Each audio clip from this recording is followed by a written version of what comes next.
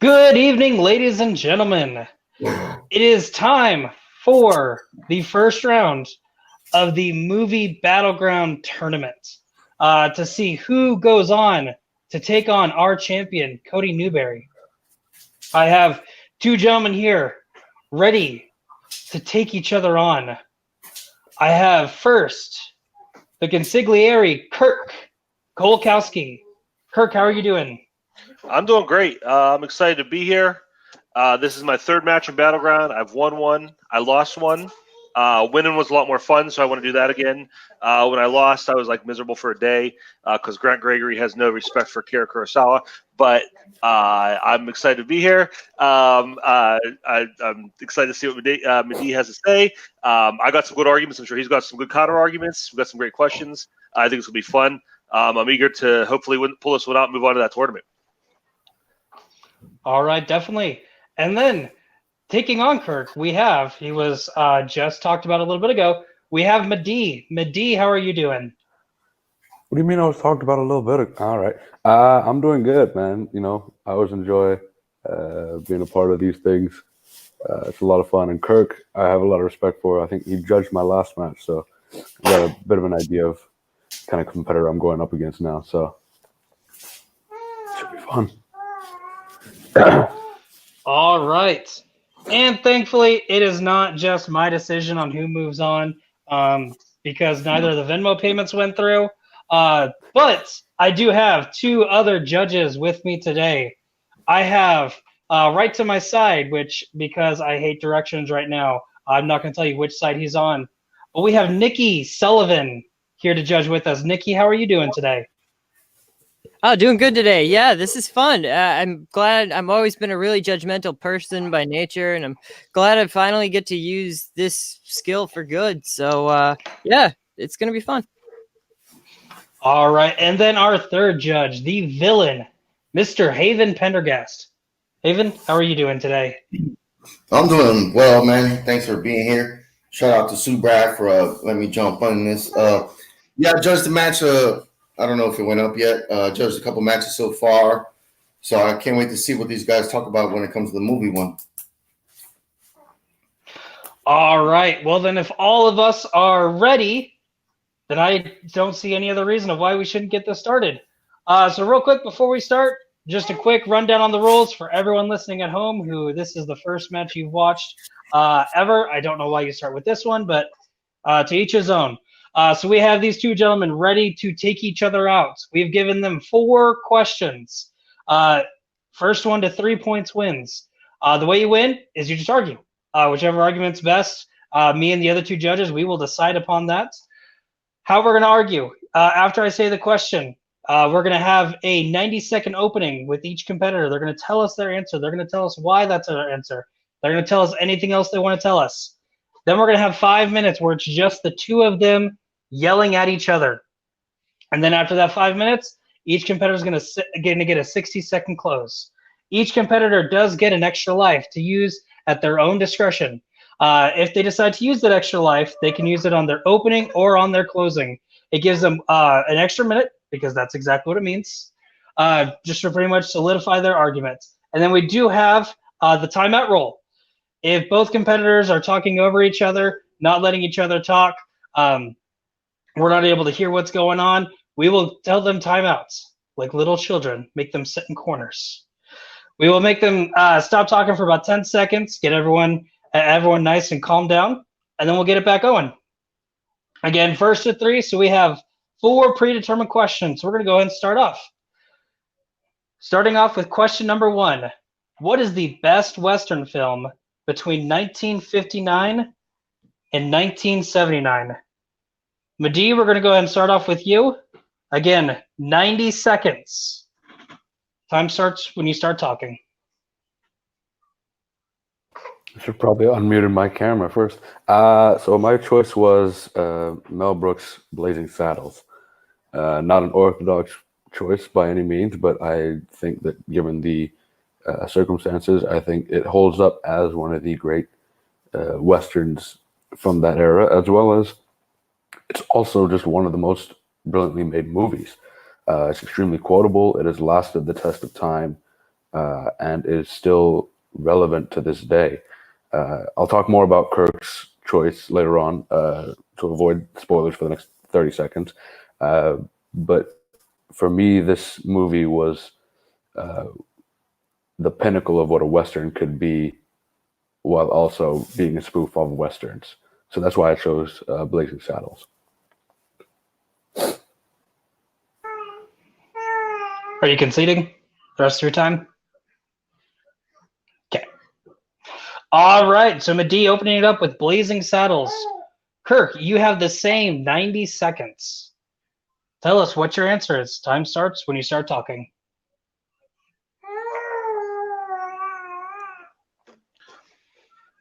Okay, when you talk about Westerns, you have to talk about John Ford. John Ford, more than anyone, can be credited with creating and perfecting the genre of the American Western. So if you're going the best Western, you have to pick a John Ford movie. I went with The Man Who Shot Liberty Valance. This is a movie that Ford made after decades of perfecting this kind of storytelling, this kind of craft, this kind of film. It is his final love letters. It is built up to this. This is his magnum opus in the Western genre. It is it's everything you want out of Western. It has the gunfights, it has the black hats and the white hats, but it also has a lot to say about the Western genre itself and the idea of the Old West, both the reality and the legend of it. And is it, the idea that it couldn't sustain itself and how progress is eventually going to tear it down. So while it is a fantastic Western, it is also a reflection of Westerns and what Westerns are both in real life and in film. Again, it has John Wayne in probably his best role, not only in Western, but movies in general. Great performance by Jimmy Stewart. And also by Lee Marvin as the villain, Liberty Valance, probably the best Western villain of all time. So it is the best Western, and I will talk about Madeeh's choice in a few seconds. All right, stopping almost right at the exact spot. So now we have Madeeh with Blazing Saddles. We have Kirk with The Man Who Shot Liberty Valance. We have 5 minutes. For y'all gentlemen to give us more into why you picked your answer. Give us more into why your competitor picked the wrong answer. 5 minutes starts when you do. Madeeh, the one thing I'd say about you. Good. No, all right. I mean, listen, I love John Ford and John Wayne as much as the next guy. Westerns are one of my favorite kind of genre of movies. But when you picked The Man Who Shot Liberty Valance, I was kind of surprised because I was like, this isn't really the best John Ford movie in my opinion, and not even close to, in my opinion, it's not even close to the best John Wayne performance. I mean, even The Searchers or like Grapes of Wrath or like Stagecoach were better movies. They didn't fit into the time frame, so I can understand why you didn't pick those ones. But The Man Who Shot Liberty Valance is not even their best films. Like, it's not even close to the top for me. So when you went with that pick, I was a little bit surprised, but I don't think that this movie is a better Western than a lot of the other Westerns that came out during that time. It is a lot much more slower paced, and I do love the movie. And yeah, Jon Stewart is great in it, but Jon Stewart's great in just about everything. It's like, or Jimmy Stewart, sorry, as I commit cinema heresy. But no, for me, it just wasn't as good. Whereas I think Blazing Saddles, Mel Brooks hasn't got a huge filmography, but people remember Blazing Saddles, Young Frankenstein, The Producers, all those ones, and it's right up there at the pinnacle of what Mel Brooks has done. What I'd say about that is, first of all, I think it is John Wayne's performance. I think it's Ford's best movie. There's all great movies that you mentioned, and I think they're all, to be honest, I think they'd all be better picks than what you picked. But they are, at the same time, I think there's a lot more nuance to this film and a lot more nuance to John Wayne's performance than there in previous. In a lot of his other movies, he is just, he's the white hat. And in this movie, it's a lot more reflective, a lot more introspective of a performance that he gives. What I would say about your movie is that you went ahead and you picked a parody. And by definition, a parody is derivative. By definition, a parody lacks originality. What Blazing Saddles does, it takes what filmmakers like Ford did in movies like The Man Who Shot Liberty Valance, and it stands on their shoulders and just picks gags out of it. The copy cannot be as good as the original. Even the plot of Blazing Saddles is similar, is kind of a knockoff to The Men Who Shot Liberty Valance. It's the powers, the evil powers that be trying to stop the progress so they could hold on to their power in the small town. It's very derivative. It's all gags. But I think that happens in I don't think a parody means that it can't be as good, or I'm not saying Blazing Saddles is a good movie. I'm saying as far as the Western genre, it steals so many of the tropes. Which is the point, yeah. But no one's going to make a serious argument that Spaceballs is the best sci-fi movie because it just taking on that. Spaceballs is a different argument, but I would say that Blazing Saddles has proven itself to, even though it's parodying the Western genre. Even Blazing Saddles. At the end, though, in the third act, it completely abandons the Western motif, it moves. It's in Hollywood. It comes to modern day Hollywood, and it becomes just a complete screwball comedy. Because Mel Brooks has one of the greatest comedic minds, and it was an amazing scene. I think. If we were talking about best comedies, Blazing Saddles would be right up there. If we're talking about the purity of the Western, then Blazing Saddles is not as pure of a Western. But we're talking about the best Western movies from that, I think it's 20 or so year period. Sure. And picking Blazing Saddles, I thought it was the way Mel Brooks works is he does a wonderful thing in his parodies where it's more of a love letter to that particular brand of cinema. Like Spaceballs, I thought was a love letter to sci-fi. Blazing Saddles, a love letter to westerns. Producers, love letter to musicals. Like 1 minute.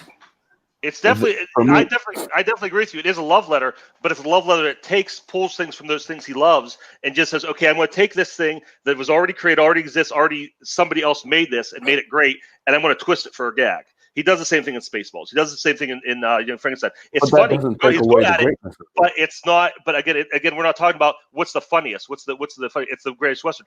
The Man Who Shot Liberty Valance is a love letter to westerns as well, but also it maintains that feel that it has everything that a western is. It has that idea of what is a western? What is the legend of the western? What is the reality of the western? But at the same time, the Man Who Shot Liberty Valance is not being and I hate to say it's not being hailed as much by modern people by saying, "Oh, this is one of the greatest of all time."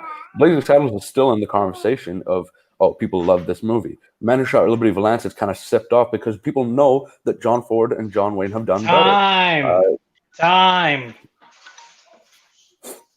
All right. It's been pretty good so far. Madeeh,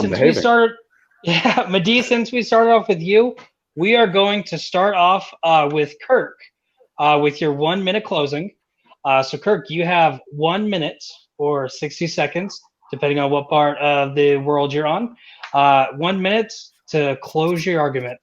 Time starts when you do.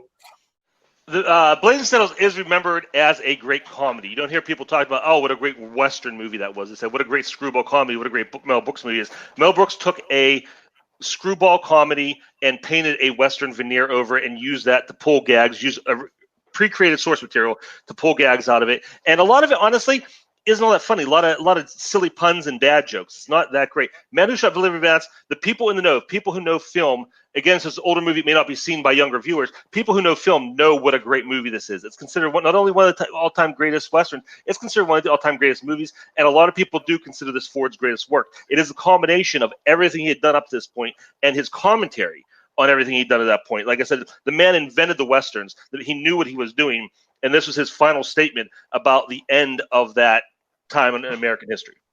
And I will concede the rest of my time. All right. You only had 7 seconds left, so not a lot of time left on the table. All right. Madeeh, you're going to close out this question. Again, you have 1 minute to close out your argument. Time starts when you do. If we were talking about the purity of Westerns, then Kirk would walk away with this. Unfortunately, we're talking about the best Westerns. Blazing Saddles has all of the right tropes of a Western in it, which does qualify it for a Western. There's no argument about that. Mel Brooks does what he loves to do about cinema, making parodies, but also honoring what has come before him. Yes, The Man Who Shot Liberty Valance and Blazing Saddles have a lot of similarities, but I think the difference is that the Blazing Saddles does take it and make it a little bit better. He goes into the tropes and expands on why they are, while doing it under a comedic route. Blazing Saddles is still quoted by a younger generation, and not just because of how iconic the movie is and how much it stands its test of time, but because people really love this movie. I've walked into a club screaming, "Where are the white women at?" I can get away with it, but that's not the point. I've also had people come up to me and know that I love the movie and say different quotes from that movie. The Man Who Shot Liberty Valance has kind of fallen under the radar of the last few decades, and people have forgotten about it. And it's not really John Ford or John Wayne Fett. Time. All right. Pretty good argument to start it off. Me personally, if it was my pick, I think the best Western is the one in Lakewood, Colorado, right across the street from Olive Garden. Comfy beds, great breakfast. But I'm not arguing. Damn you took my pun. All right. That's a good one. I am a That's dad, good one. everyone, so the jokes are up my sleeves. All right. So now we are going to move on to our judges. And the first judge we're going to go with is Haven. Haven, who gets your vote for the best Western between 1959 and 1979? I'm going to give this one to Kirk.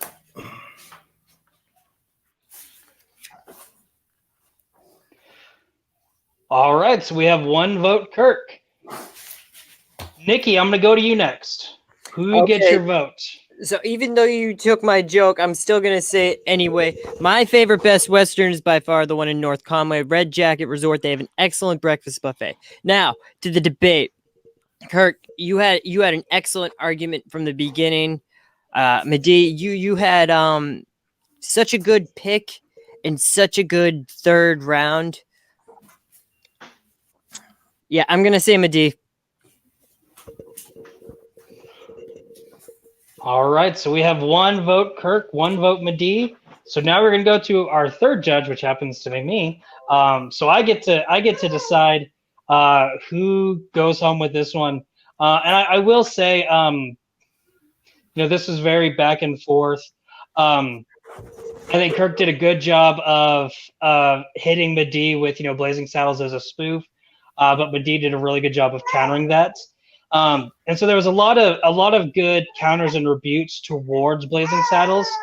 I really didn't hear a lot of Madeeh telling me why The Man Who Shot Liberty Valance wasn't the best. You started it off right at the beginning, but then kind of went away with it. And I really wish you would have attacked him more. Because had you, I probably would have given it to you. But I'm going to have to go slightest of margins to Kirk.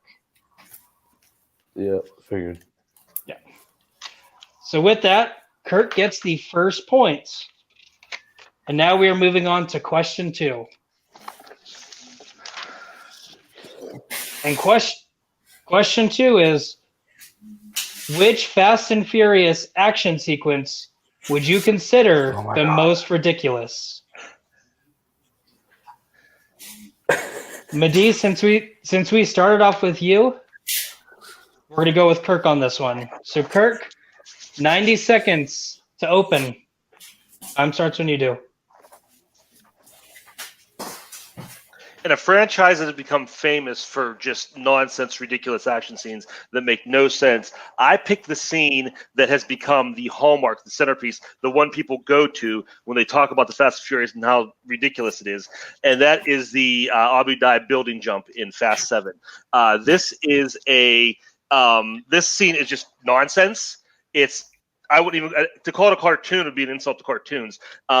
Give a quick explanation. They're driving around a fairly small room, driving around circles, drive out a window, out of a tall building. Someone shoots a grenade launcher at their car. Instead of destroying their car, the grenade launcher actually propels it at the exact right angle to break through the window. They break through. Their brakes are out now, so the car is decelerating, but they continue to drive forward, break through another window.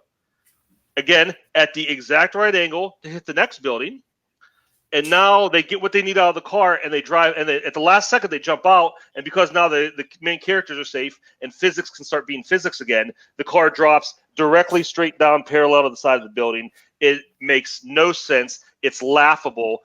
It's in a series, a franchise I can't take seriously. definitely can't take this seriously. This is just so over the top, even by Fast and Furious standards. Are you conceding the rest of your time? All right. He muted himself, so I'm going to assume that that's a yes. All right. And there's a thumbs up. All right. So, Madeeh, it is now your opening. 90 seconds. Tell us what your answer is. Tell us why. Whatever you want to do with your 90 seconds. Time starts when you This do. is gonna be so much fun. I hate myself already. So my choice is in the most recent Fast and Furious, or not most recent, the Fast and Furious 8, Fate, Furious, whatever it's called. Charlize Theron is playing some giant tech villain, and she somehow controls every car in the city to converge on one point and go into one straight line using their computers. Now, there's a reason this is ridiculous. Number one, not all cars have computers. Number two, even the car's computers can't dictate that much unless you're all driving Teslas. Then I don't know how it works. Number three, what the fuck? Number four, they do this entire thing just to kill one person and steal a briefcase. I've seen other movies. There's easier ways to steal a briefcase. This entire movie had them. It made absolutely no sense. This actually gave me, I think, a heart condition when I watched it because of how stupid it was and how much it hurt. The cars were coming out of a parking garage and falling on top of their target vehicle. Like, you don't have a capability of doing that. Like, Kirk's one, yes, it was stupid. It was, I'm pretty sure, legally an act of terrorism. But this one is physically impossible in every sense of the world. Time. All right. So we have Kirk with the Abu Dhabi building jump, and then Madeeh with the iRobot car scene. I haven't seen it, so I don't know the best way to judge that. Watch. It's not good. No, my personal pick, the most ridiculous sequence is people actually spending their money to watch this movie. How are you guys saying these things? This is the best franchise that has ever existed. There's been 9 installments. And what about the parachutes? Come on, man. Okay. All right. So with that, mentioning the parachutes. Nikki has lost all credibility. But moving on from that, I need a new judge. We have 5 minutes. Madeeh, Kirk. Oh my god. Just fight it up. 5 minutes. Time starts when you do. Madeeh, yeah, one thing our scenes both have in common are cars falling out of buildings. The difference is your scene has logical and functional gravity. Like, cars do what they would do if they fell out of a building. As far as the technology goes, yeah, it's a little far-fetched that they would hack the cars, but self-driving cars are a thing, and the cool thing this scene does is it hacks into that collective social angst of self-driving cars. I live in Pittsburgh. We were one of the cities that that Uber chose to test drive their cars. And I'll tell you what, people are terrified of that. People see those cars coming and they run the other way. They don't know how to handle that. And that is I'm terrified of people driving when they're actually driving. But that doesn't change the fact that it's actually impossible. This is what my thinking was in this argument. I think that at least jumping out of one building and potentially landing in the next building is somewhat possible if you're going the right speed and the angles are perfect. And the grenade launcher thing, I don't know how. Nothing in these movies is possible. Let's be real. But the most ridiculous one, jumping from one building to another, is somewhat feasible. Controlling every car in a city to do exactly what you want is a little bit pushing it. I drive a fairly new car, like it's 2016, right? It does not have an onboard computer. It barely has a radio that works. So it's not going to get hacked and like be thrown off a building. The number of yeah, I get people are scared of self-driving cars, but there is not that many self-driving cars out there. I don't know if there's any self-driving cars. But it's technology people don't understand, and that is a tradition in action movies going back 20, 30, 40 years of finding some kind of technology that people don't understand and exploit it to make it like the big bad in your movie. Like, you go back to like the 80s, it was satellites. In the 90s, it was the internet. People really don't know what it is. So it was action movie science, and action movies, computer science, you always have the hacker. And yeah, I mean, it's not super realistic, but it's something that people, at least in their heads, think can happen. And it just takes that, what's there. I mean, Tesla has some really intense People think this self-driving could happen? technology. No, Oh my people God. people don't understand it. You know what your scene reminds me of? It reminds me of the scene in I think Under Siege 2, where the guy hacks the satellite and destroys an airplane just to kill the guy's ex-wife. That's exactly what it is. I mean, it's stupid. It's stupid action movie stuff. It's not completely ridiculous. I mean, and you're seeing paces itself well. Like, it starts out just a couple cars, and then it just gets crazier and crazier and crazier. It builds up until the cars are falling, but it's a payoff to what they set up. My scene is nuts. If you watch my scene, when they're falling out of the plane, just to have it. Yeah. It's oh my God. I hate these movies so much. In my scene, when they're jumping out of the building, you watch it, they are cut. I'm sorry, There's like a dozen cuts in the jump. Because they knew, even with state-of-the-art technology and an audience who's used to seeing ridiculous stuff, no one's going to buy this. You don't get one shot of the building. It's cut. Because there's no way to even make that look feasibly real. There's no way anyone could look at it and see it and buy it. You're seeing it's like, okay, yeah, there's computers on cars. They hack the computers. It's kind of silly, but it's within the realm of possibility that if enough Teslas or enough cars are there, that the technology is going to be there. We're closer to maybe 20 or 30 years from now, if this scene had come out, I would buy it more, because then there would be a lot more self-driving cars out and a lot more cars with onboard computers, almost like by legislation. But unfortunately, right now, people are still driving cars that don't have computers. People are still driving cars from like the 70s and 60s because they're older models and they just look cool, that like don't have this capability. This, like, it happens in the movie for the most stupid reason. It's like, oh, let's just do it. Like the one in them escaping is like, oh, we have to escape somehow. We got to do it. And they just kind of jump their car out of a building. At least this one was just like, oh, we're just doing this because we wanted to put it on camera and we wanted to do it. None of this makes sense. This is Fast and Furious. The logic went out the window when The Rock showed up. And as much as I love The Rock, this is kind of how the show's been going. 1 minute. I will say this. During your scene in Fast and Furious, whatever, when it happened, the more I felt emotion, but the emotion was more like, all right, this is kind of how they're going. Like I wasn't surprised. It was just kind of something they had put in. This scene happened in my movie, and this scene is long. Like it starts with them trying to rob the prime minister of some country, and then it ends with a bunch of people attaching grappling hooks to Vin Diesel's car and pulling on it, and he somehow still escapes. Like, because he's got family or whatever his excuse is for being above the laws of nature and physics. I watched that scene and I think I physically had a headache just from that scene. Like, the movie's not great, but like I was watching it, trying to process it, and my head actually imploded on itself. Time. Oh my God. I am so glad you cut me off before I start having another headache. Well, Madeeh, I'm not fully cutting you off yet. You still have 1 more minute, unless you want to use your extra life and make it 2 minutes. But I don't know how much of a glutton of punishment you are. So, anyways, I'm not that much. My girlfriend thinks I am, not that much. Since we started off with Kirk, Madeeh, we are going to start you off with your closings. You have 1 minute to close us on your argument, to tell us why your scene is more ridiculous. And of course, time starts when you do. Yours just ignores gravity. Mine ignores all of science, all of physics, all of logic, all of basically any other thing that you can think of. Biology, I'm sure, is in there somewhere. Geology, sure. I'm sure that there's something in there that geologists are looking at and saying, what the fuck is this? This scene is so ridiculous, and it's playing on fears that aren't even possible yet. This is 20 years down the line that this is maybe possible. People can't hack cars. This isn't Watch Dogs.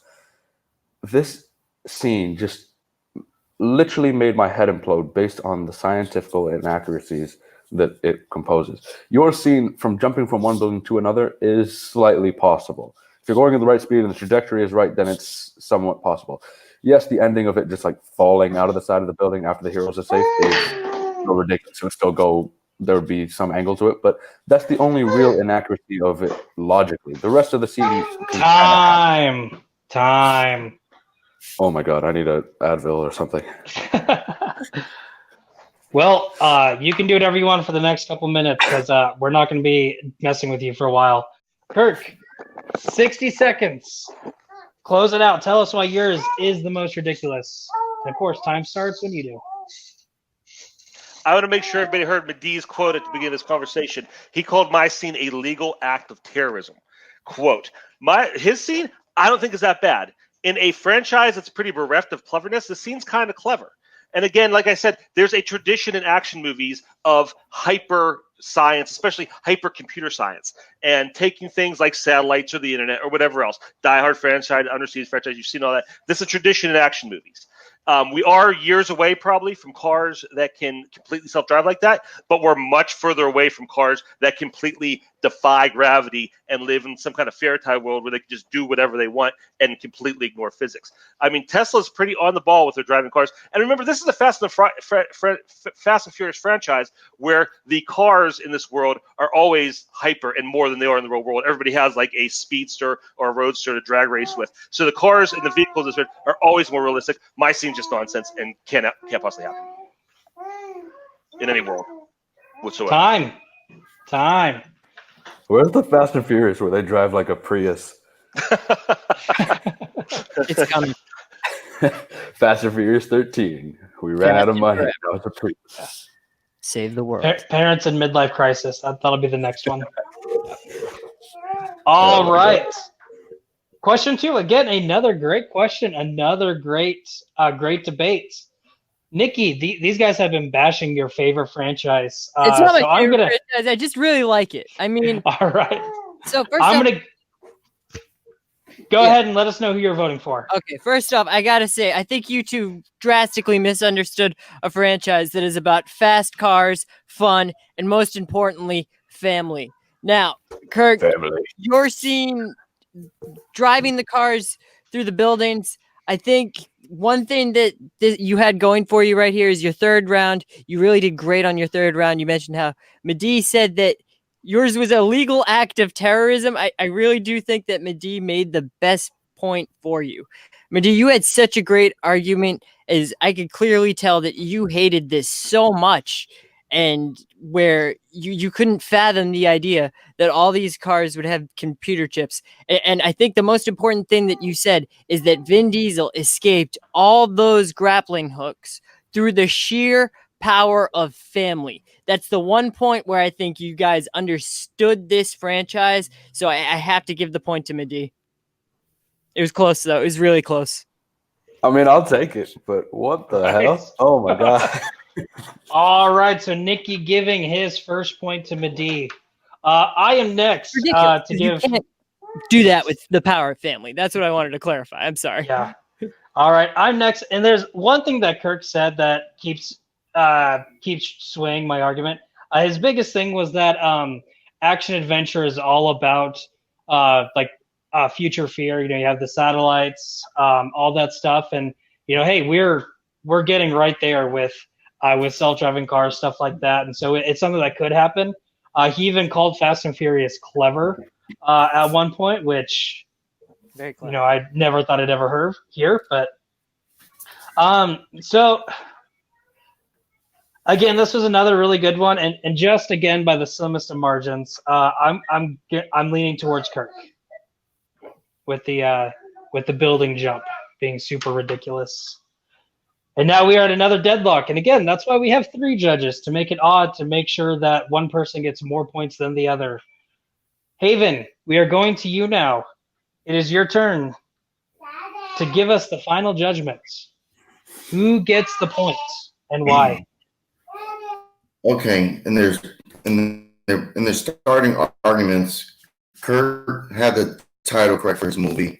He named the location where it was filmed at, and he told you the basic premises of the scene. When we went to Madeeh, what was the name of that movie, Madeeh?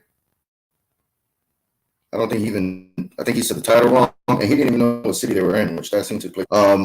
So, they both had good 5-minute rounds. Kirk could have put a little more pressure on Madeeh, and he kind of, he could have, made the scene a little more visualized for us, even though Madeeh didn't know what city it was in when he brought up that thing in his first 90 seconds, or had the title incorrect. I can give it to Madeeh. Oh. Hello? Sorry about that. Hey, yeah, Haven, you're giving it to Madeeh? Yes. All right. Madeeh tying it up. We are tied 1-1. Anything can And now happen. we That get was back to my stereotypes. All right. So which means we're going to go through all 4 questions. The true question is, are we going to get to the speed round or not? I don't know. So we're going to move on to question number 3. And question number 3, what is the best crime thriller film starring Al Pacino? Since we started off with Kirk last time, Madeeh, we are starting off with you this time. You have 90 seconds. Opening. Tell us what your answer is. Again, whatever you want to do. Time starts when you do. This one is actually the one I'm most interested in terms of our argument. So for me, Al Pacino has had a lot of hits, a lot of misses, and for me, one of his best hits is Heat, specifically in the crime thriller genre. Michael Mann directed this beautifully with Al Pacino playing the cat and Robert De Niro playing the mouse alongside Val Kilmer, and one of the few roles that I actually like Val Kilmer in. But this movie does so well in kind of showing the dichotomy of like how they're two sides of the same coin, of like they're constantly going to chase each other. Family is second compared to making sure that their jobs are done being first. Like this movie does so well in terms of like keeping you on your edge of like who's going to get to who first. Them getting coffee at like the 2-hour mark or whatever it is so brilliantly done. And Al Pacino and Robert De Niro both shine in it. Like these are both 2 legendary actors going head to head and keeping each other not even just on their toes, but pushing each other forward. Like this is one of the few, I'm really excited for The Irishman for this reason, is I want to see these 2 facing each other and pushing each other to places that we barely see them go to. Like both these guys in recent years have kind of fallen off and like not done as well, but then you see them like be put against each other and they're like really just going for it and really doing really well on screen, and I really want to see that more. So Michael Mann. Time. All right. And just a quick clarification, because I did not hear what you said. What's the title of your film, Madeeh? Heat. Heat. Okay. Yeah. I was a little distracted for the first couple seconds. I'm sorry. That's my fault on that one. It's all good, man. All right. Yeah. All right. So, Kirk, we're now moving on to you for your 90-second opening. Time starts when you start. We're talking about Al Pacino. We're talking about crime stories. What's the best Al Pacino crime thriller movie? You got to go with probably the greatest crime movie of all time, and that is The Godfather. Al Pacino, of course, playing Michael Corleone in this movie. This is far superior to Madeeh's choice in every way. I'm going to break this down throughout my argument. It has the better Pacino performance, it has the better supporting cast, and it has the better story. This is one of the all-time, most famous movie stories, the most all-time famous cast. Everything about this is iconic. It's fantastic. It stands the test of time. It's still beloved. I think it's leapfrogged Heat in popularity. People still talk about this movie more than they do Madeeh's choice. It is one of the all-time greatest movies of all time. Starring one of the all-time greatest actors in his prime, doing the best at what he does. And like I said, I want to break it down in my argument into points of the Pacino performance, the cast, and the supporting cast, and the movie and story itself. And I believe with those 3 things, I'm going to prove beyond a shadow of a doubt that Godfather is definitely the superior and the best Al Pacino crime movie. I'll concede the rest of my time. All right. And with Kirk conceding, that means we are moving on to the 5-minute freeform debate. So we have Madeeh with Heat and Kirk with The Godfather. We have 5 minutes to fight it out. All right, let's start talking. Oh, go ahead. Let's start talking about the Pacino performance. My movie has Pacino, young Pacino, in his prime, doing the best that work Pacino's done. He's hungry. He's given it all he's got. It's such a layered, I don't think it's the best performance. he's done, but all right. It's better than Heat, because in Heat he's he's cresting that hill. He's not down to Jack and Jill territory yet, but he's getting there. He's over the hump and he's heading downward in heat. We're starting to see that turn. He's becoming that parody of himself. He's that shouting, "Great ass!" That's what he is this whole movie. That's Al Pacino performance. It's a very one note character, very stereotypical all business cop. There's not a whole lot of layers. The Michael Corleone character is so layered and so dense. He does so much there. Actually, listened to a podcast the other day a few weeks ago where somebody said that they saw the movie from the perspective that Michael always wanted to be in the crime family. He always wanted to be a criminal. I never thought that way. I watched it that way. It changed the entire movie. That's how complex this performance is. He's not bad in Heat, but it's very surfacey and it's very shouty. It's all show. There's so much subtlety in his performance in The Godfather. See, and I disagree with. First of all, I have to watch The Godfather with him wanting to be the crime lord now. But the first thing I will say that in The Godfather, yeah, he's a great performance. But I don't think that it's his best performance. I think he's still getting there. I think Godfather 2 was a much better performance from him. However, I will say that for him in the first Godfather, yes, it's a great performance, but I don't think it's really like as nuanced as the one that he has in Heat. When you look at Heat, or as nuanced as you're giving Heat credit for, in Heat, he's kind of, you see that he does care about his family. Like he goes to his house and he sees an apartment in his bathtub and he's very distraught by it. He does care about his family, but he needs to make sure that his family is not as associated with him as his work is, because he knows how important his work is.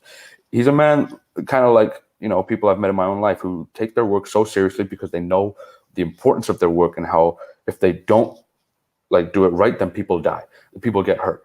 He knows that that's what his job is. He's been in this for so long, and he's kind of showing his age in that he's been through this darkness so many times that it's had a wear on his mental state and a wear on his heart of where he needs to be and what he needs to do. I agree with you on all that, but again, he's there already. He's there. This whole movie, he's right there. In Godfather, we see an entire arc. He starts out, he's the young kid, he's a black sheep. He doesn't know how to interact with his family. He doesn't really belong. He's looking for that belonging. Being a black sheep does not mean that it's not nuanced. I'm saying it is nuanced. We see that relationship with Kay build and fall and rise and fall. We see that. We see him go from that young kid just out of the war, kind of green, kind of confused, nothing going on, to become that leader. And we see that whole development. With everything you just told me about Al Pacino, performance in this movie is so much more interesting. I'd rather see that movie than the movie and the performance we got, because that's the one you see. We don't see everything happen before that made him this. We just see him there. You don't see the before. You don't need to see the before. This is already a 2.5 hour. Both of these movies are 3 hours movies. You don't need to see the before. You get him where he is because that's where the story is taking place. You see him as already withered down and close to the end, but he's just I can't stop because I need to stop this one more. I need to stop this one more. I need to stop this one more. He's at that point where he's I can't give up because I know they're not going to give up. That's the part of Al Pacino that I loved in this movie. That, yeah, he's a little bit great ass. He's doing some Al Pacino mannerisms that he's been come to know him for more now. But that's the beginning of it. And you're kind of seeing it where he's you know what? I don't care about the, how this is coming off because I know this is the best I need to do for what I'm doing for the people. Since we're out of time, I do want to bring up also the supporting cast. I have Marlon Brando, I have Diane Keaton, I have Robert Duvall, I have James Caan. You have Val Kilmer, Tom Sizemore, Robert De Niro. Don't be Robert De Niro. Robert De Niro is, again, he's at that point. He's almost at Meet the Fockers level at this point. He's crested that hill. He's on his way out here. And that scene is a gimmick. But besides him, you have a very weak supporting cast that's giving a lot of time. You're right. Both these movies are very long, but Godfather needs long. It spans decades. It spans continents, different stories, different people. This is a very simple, basic heist movie that is 3 hours long because of these convoluted subplots that really don't resolve, we really don't need. But again, you compare my cast to your cast, my cast blows your cast out of the water. Your cast is average to above average, a lot of TV actors, and it's very, very weak. And my whole story is just so time. All right, so now we are moving on to the 60-second closing. Since we started off with Madeeh, we're going to start off with Kirk. And Kirk, before I have you go, I just want to reiterate the question. What is the best crime thriller film starring Al Pacino? So you have 60 seconds, and again, we're winning the best film. Okay? So you have 60 seconds to close. Sell us on why The Godfather is better than Heat. Absolutely. I know we spent a lot of time talking about the performance, but as I was getting into the surrounding cast, this entire movie is one of the greatest. This is considered to be one of the greatest casted movies of all time. People love this cast. The story, it's a story of a great American family, a dynasty falling apart, 2 generations, and how they deal with it. Again, it's the story of that world coming to an end and how the people inside it handle it and deal with it. It's a beautiful story. It's tragic. It's funny. It's got everything you need. Again, Heat is very much, it's a heist movie. It's a 3-hour-long heist movie that doesn't need to be that long. You have tons of characters that are just there that don't need to be there. Their stories aren't very interesting. You got that centerpiece gimmick scene between De Niro and Pacino, and once that's over, you're just like, oh my God, there's another hour to this? Because after you got that, after you blow your load with that, there's really not that much going on in this movie. This movie's based on a gimmick.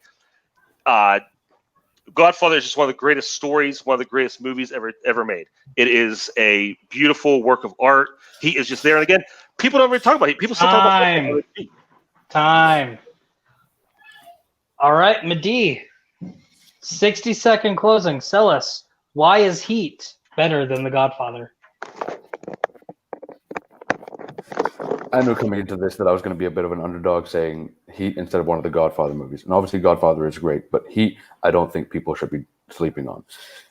Not only is, yes, the cast is lesser than The Godfather, but you have this cast doing the best work of their careers, in my opinion. Some of the best work in their careers. Val Kilmer is on point. Robert De Niro and Al Pacino are both doing some amazing, brilliant work that just goes a little bit underlooked because it's like, oh, well, it's The Godfather and it's Raging Bull and all these other movies that they're compared to, but you still see them bringing everything that they've gotten going further than what they had before. Like you see them really pushing the limits on their performances in this one. It's nuanced and it's a 3-hour heist, but for me, when I watched it, every time I watch it, I don't think of it as, oh, this is 3 hours. I think of it and look at it and it goes so beautifully well. The Godfather, yes, it's a great movie, but I don't think it's really an Al Pacino movie as much as it is the cast movie. Like, follow me here. Like, so the Godfather really follows their entire cast, whereas he really follows the entire movie, and the movie is the main strong point of these two battles. Time. All right. So now moving on to the judges stage. Again, we have the best crime thriller film starring Al Pacino. I'm going to go ahead and start off with this. Another reason why I repeated the question at the closing, because I really felt both of y'all were trying to sell more on the performance. And again, going back to the question, it's the best crime. Kirk, you did a great job in that closing, explaining the film, which you tried to do also at the end of the 5 minutes too. Madeeh, I still in your closing felt you talking a lot about the performances.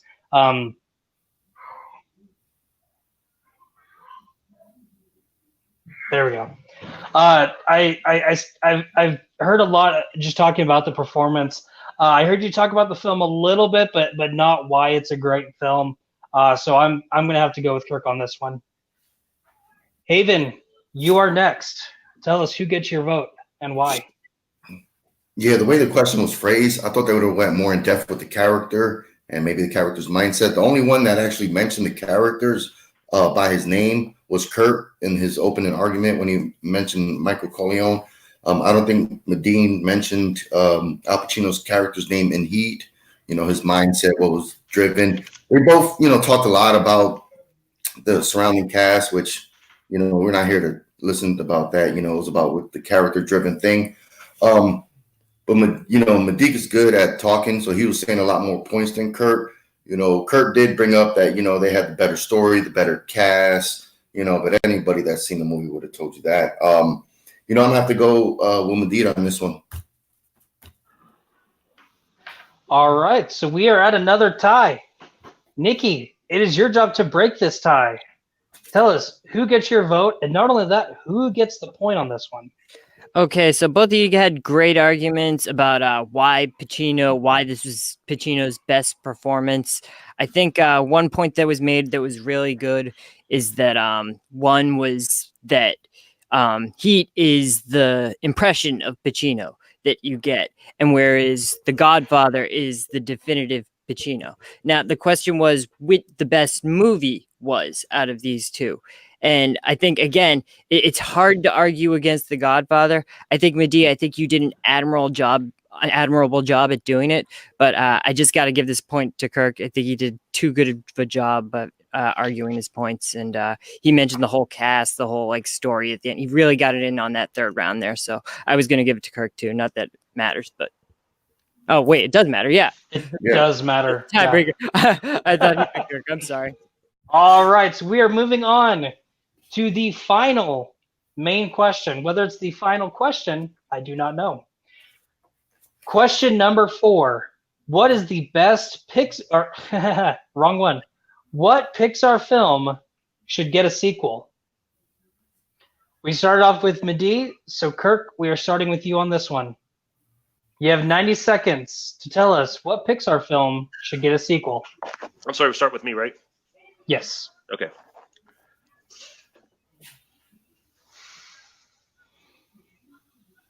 Pixar sequels are tough. They're hit or miss. There's some great ones, but they're real easy to get wrong.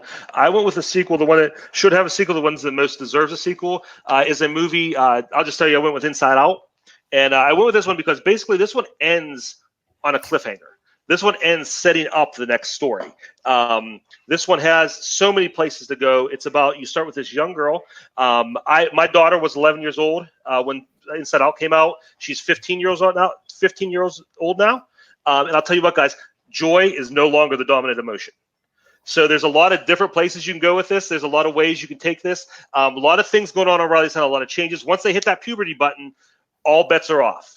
And we're going to tell a story. We're going to tell a more mature story for it to maybe get a little darker. We're going to grow up with Ripley, with the character. We're going to tell a story that she can relate to, that her parents can relate to, and that's really going to help them get through a hard time in their lives. I think my movie can be meaningful, it can be important, and it can help a lot of people out and do a lot of good things. And I'll talk about Madeeh's choice in the fight, but otherwise I can see my time. All right, Kirk going with Inside Out. And Kirk, please remind me whenever we're done to ask you some father advice for daughters, because I have 2 of them, and I'm... All right. So, Madeeh, we are moving on to your 90-second opening. Tell us, what Pixar film should get a sequel?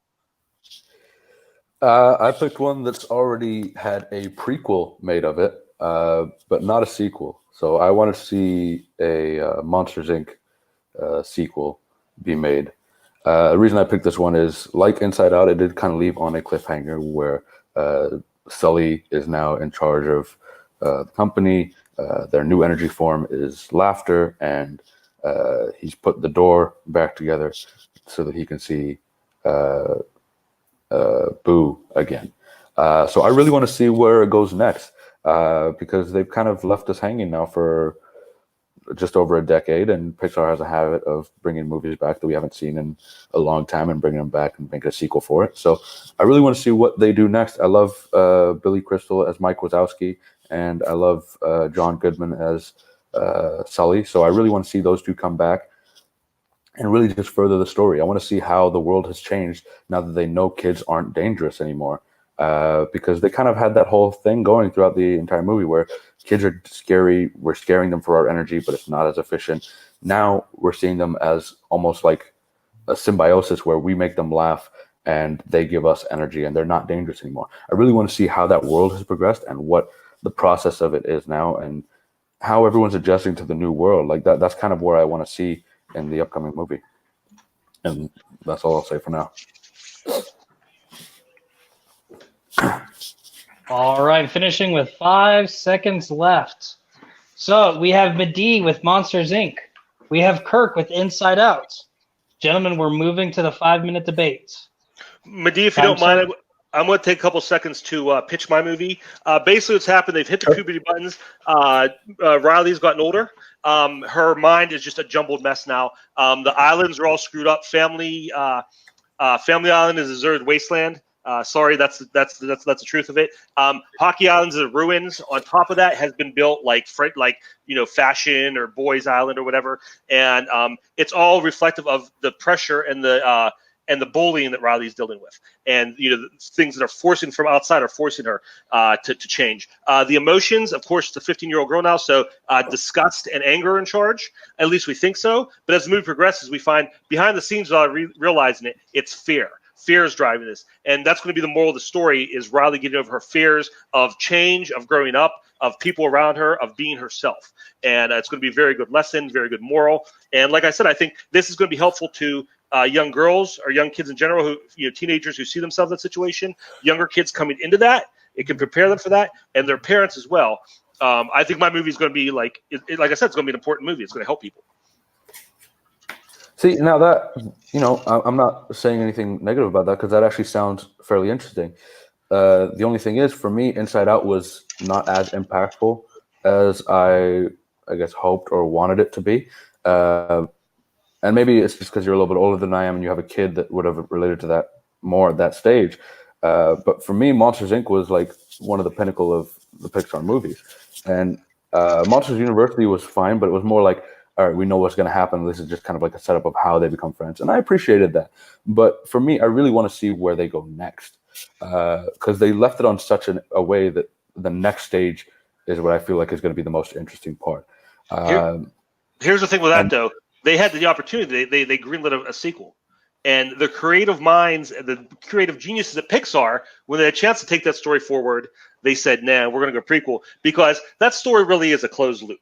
I mean, I know you get the nice little emotional stinger at the end with Boo, but that whole conceit of a world with a monster world with a scare-based economy, and the fact that kids are dangerous, like you said, kids aren't dangerous anymore. That takes all the drama and the tension out of it. And I don't think it does. I think that now the drama has to shift to something else, and that's where the change comes in. All this change has happened in the course of this, like the last act of the Monsters Inc. movie. That so much is different now. I really want to see where they take it and what goes next. Like, even if they do something like there's some like new monster who's coming in and wanting to join Monsters Inc. because he's funnier than he is scary. Like, I want to see how that goes and how like monsters who were considered scary before, what they're doing now. Like, I want to see how the world has changed, because that's one thing that Pixar did really well is they set the worlds.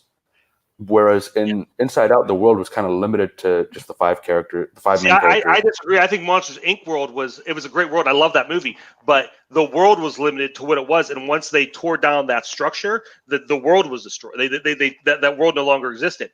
And the world that exists now, which is why I want to see where it is now. I don't think it's destroyed. I think it's just changed. Kids aren't scary anymore. They're making like monsters that make people laugh. Like, no one really wants to see that. And again, they had a chance to make this movie and they didn't. They went backwards. And when we found out Monsters University, that movie wasn't really well received. When you leave the scare floor, there's not a whole lot to see in that world. There's not a whole lot of interesting stuff. And that's why the people weren't, overall, you didn't get a great reaction to Monsters Inc. because it's all about the scary and it's all about the scare floor. And once you leave that, it's kind of paper thin. And one more thing I will say is that, and the other thing I will say too, though, I'll let you finish. But as far as you saying that Monsters Inc. was more impactful, I mean, it may be.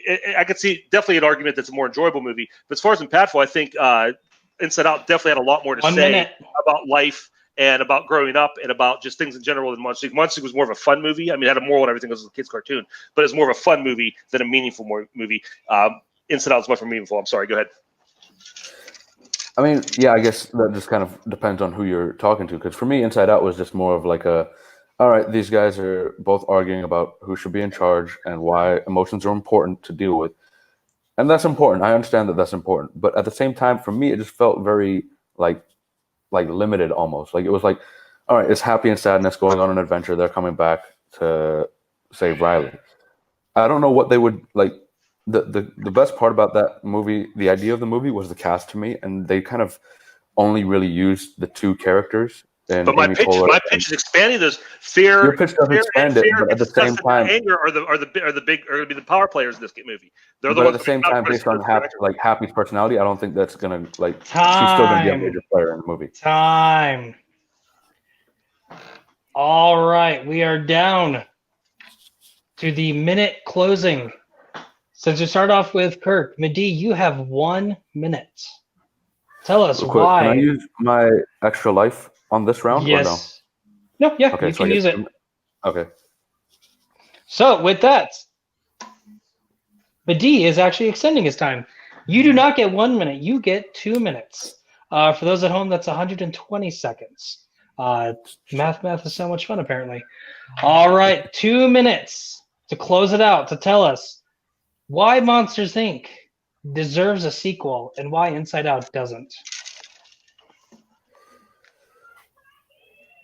Inside Out to me was a very closed space movie. It was just about the two main characters. Now, yes, Kirk's pitch does involve the other ones, but if you look at the characters and like the personalities of the characters in the movie, Happy is going to be the one who, or sorry, not Happy, Joy is going to be the one who's really just taken the lead, because that's kind of just her personality. She wants everything to be happy. She wants everything to be happy or joyful, and that's kind of going to be the thing of the movie. Like, whereas for me, I feel like a much more interesting story with much more interesting characters would be seeing the future of what the Monsters, Inc. universe has. So seeing what Sully and Mike are up to. Sully's now in charge of this huge company. There's a huge amount of stress on him. Mike is now one of their comedians, and he's doing hopefully somewhat well in the laughter industry now.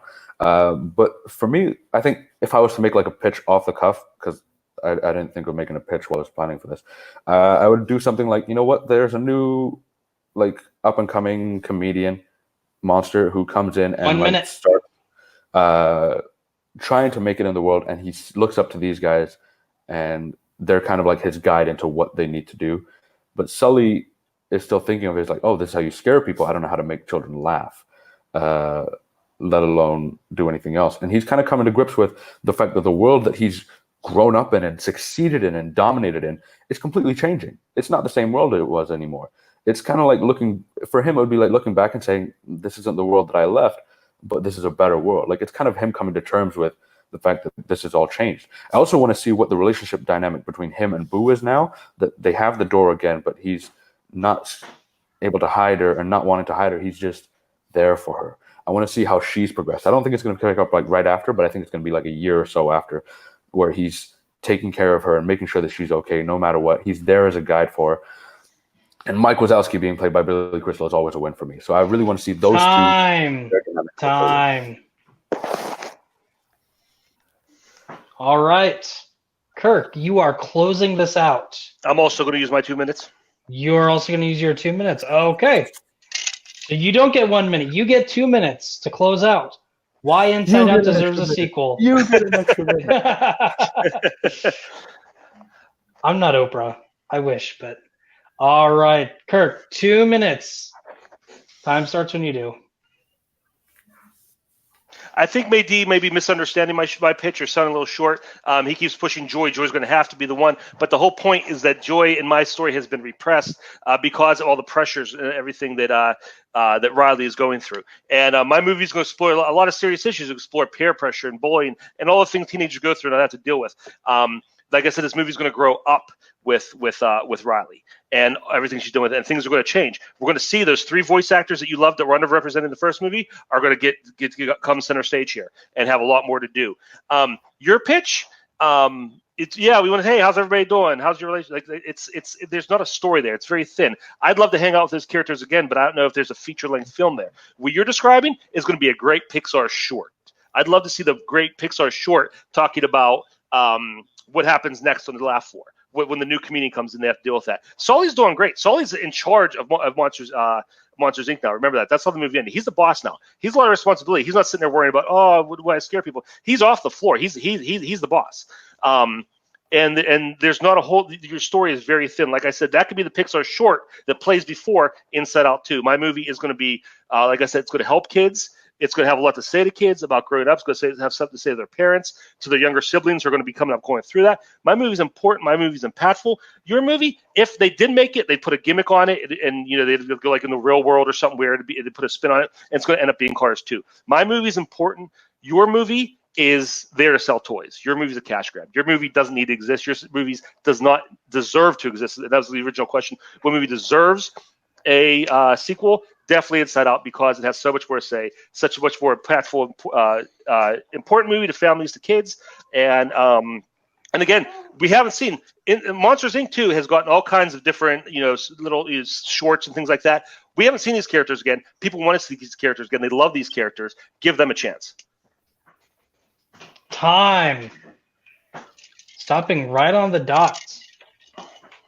All right, moving on to the judging stage. We're going to start off with Haven. Haven, who gets your votes? Both of these guys had good arguments. Both of these guys pitched good sequels. But I might have to go Kurt on this one. He just edged it out a little bit. All right, so Kirk getting the first votes. Now we are moving on to Nikki. Nikki, who gets your vote? Can you please read the question for me one last time? I just want to. Yes. So the question is, what Pixar film should get a sequel? Should get a sequel. Okay. Now, I think you both had really good arguments. Inside Out, that's again, it's a hard pick to argue. Such a huge hit. It's probably going to get a sequel. Monsters Inc. You had Monsters University. I was with Madeeh. I wasn't really satisfied with Monsters University. And that cliffhanger in Monsters Inc. where he opens the door and Boo's there. He sees Boo. It could be one of those things like a Last Jedi type thing where you see what happens after that conversation and then there's a time jump or something like that. But I got to give the point to Madeeh. I'm sorry. Don't apologize. I'll take it. Yeah, I feel bad. All right, so we are going to me next to decide who wins this. I still am waiting for those Venmo payments to come through. Have it not come through yet? I've been going for it like last. All right. All kidding aside, though, again, this was another good one. We didn't ask you to pitch it, but definitely pitching the sequel helped the case. And there was one thing that Kirk said that I loved, and that I have to lean with him for, was the fact that he said Monsters Inc. sequel isn't going to be a full movie. It would be better as a Pixar short.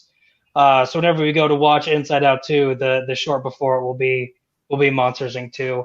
And just a couple of the things that he said, I was leaning more towards him.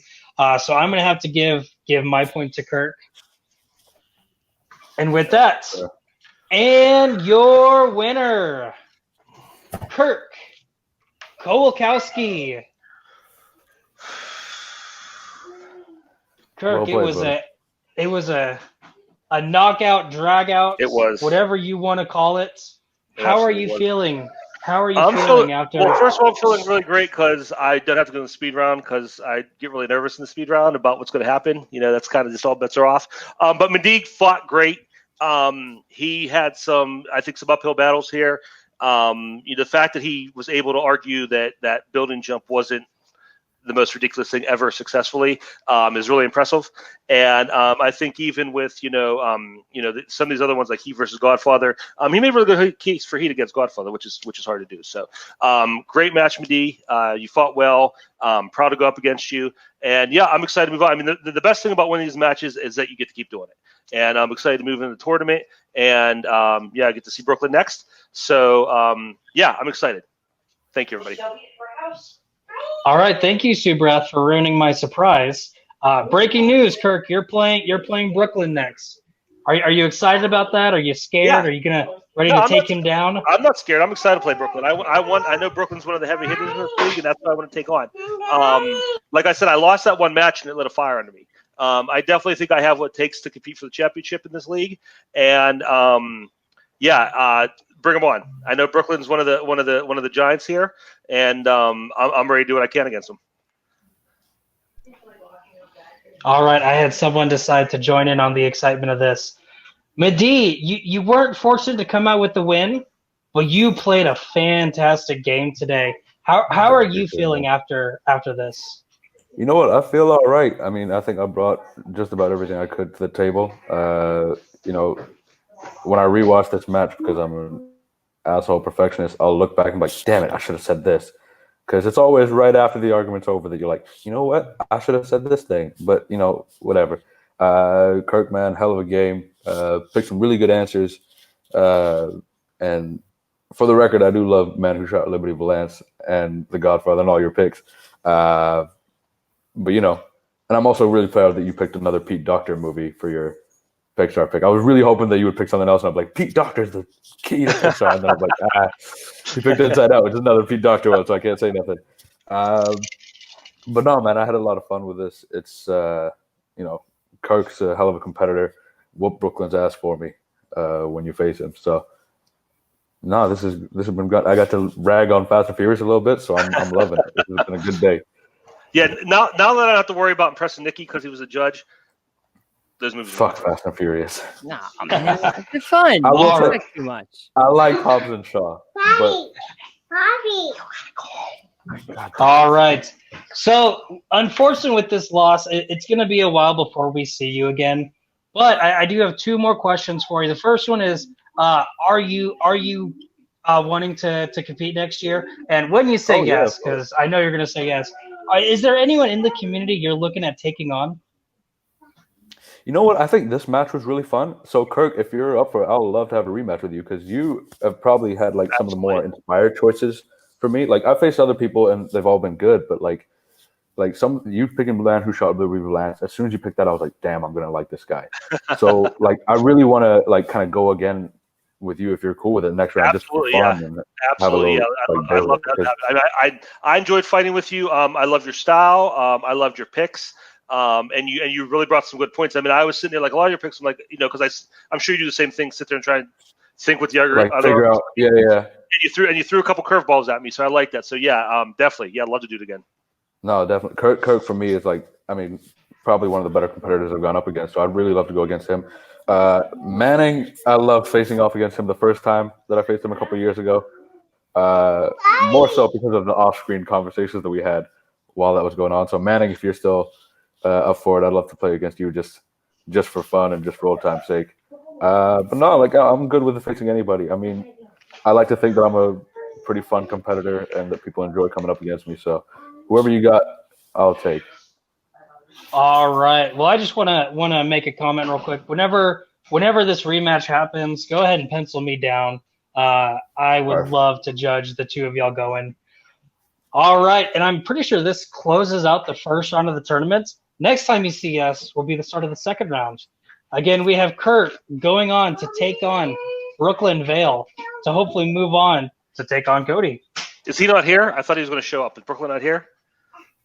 I don't think so. Oh man, I had my promo all ready for him. I was waiting for me. All right. Out here. Well, we'll have to wait until then. But anyways, this has been a fantastic match day. I've been your host, Papa West, Jacob E. West. Thank you, Nikki. Thank you, Haven. Thank you, Kirk. Thank you, Madeeh. And from all of us, I'm supposed to say something clever at the end, but I don't have anything clever to say. Good night, everybody. Good enough.